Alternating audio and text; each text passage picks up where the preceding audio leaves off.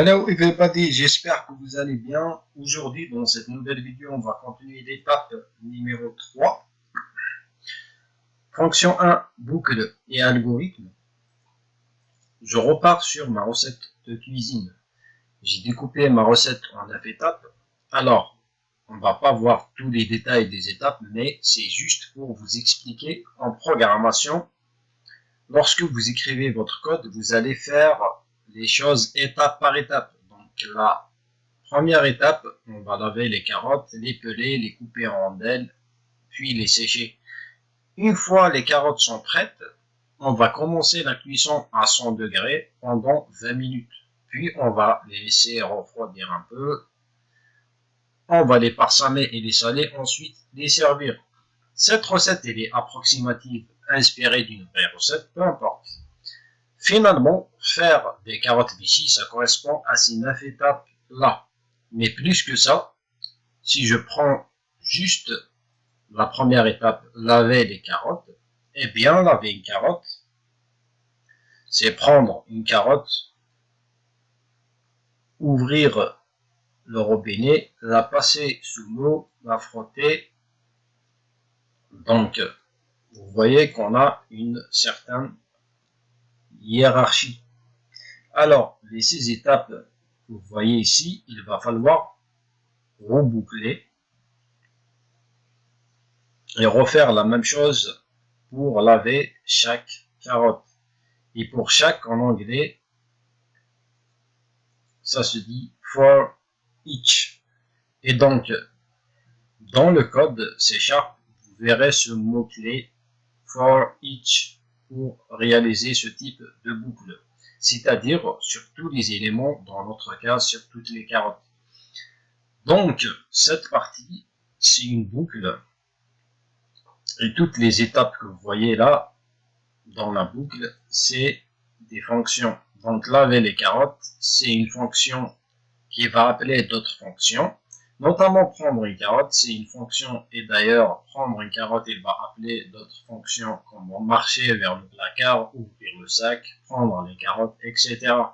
En fait, ça se découpe en sous-étapes, en sous-fonctions. Finalement, laver les carottes, moi, je l'ai fait en ces étapes. Mais si vous dites à quelqu'un d'autre de laver les carottes, peut-être que lui, il va les faire d'une autre façon. Donc, la façon de faire, c'est l'algorithme ici. Je vais vous donner une application ou quelques applications qui utilisent les algorithmes comme l'application Uber. Il y a un algorithme qui va sélectionner les chauffeurs qui sont à votre proximité et prendre la route la plus courte pour venir vous chercher au point du rendez-vous. Alors, je vais vous donner des exemples. Comment on pourrait faire un autre algorithme.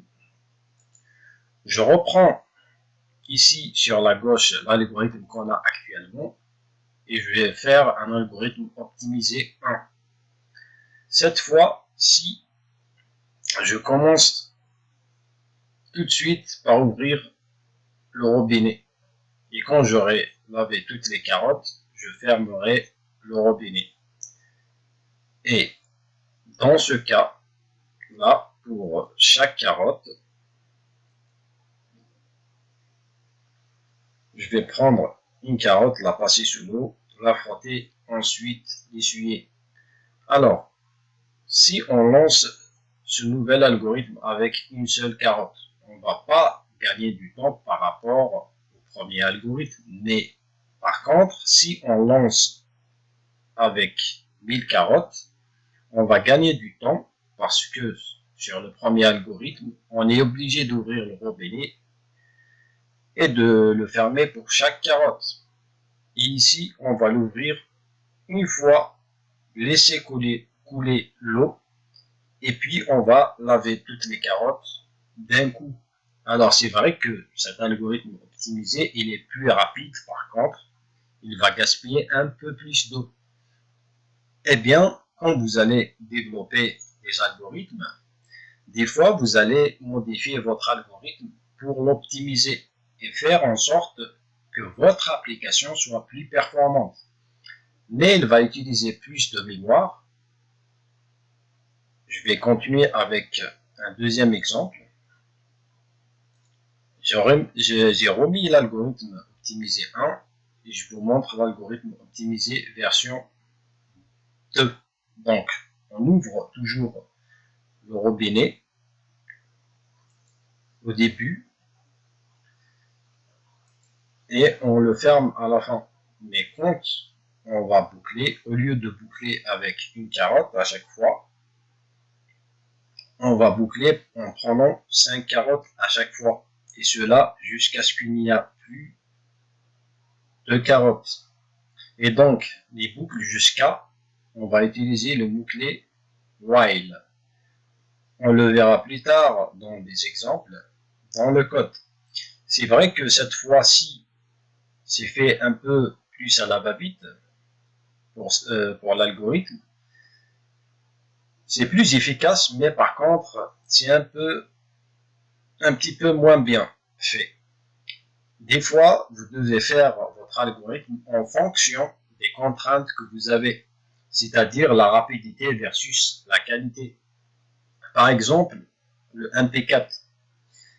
Si vous voulez encoder une vidéo en MP4, vous avez d'un côté des encodeurs qui sont plus rapides pour encoder la vidéo, mais la qualité ne sera pas optimale. Et vous avez des encodeurs à taille égale finale du fichier qui va mettre plus de temps à encoder, mais la qualité vidéo sera meilleure. Et dans ces codecs, il y a des algorithmes assez complexes. C'est tout pour cette vidéo.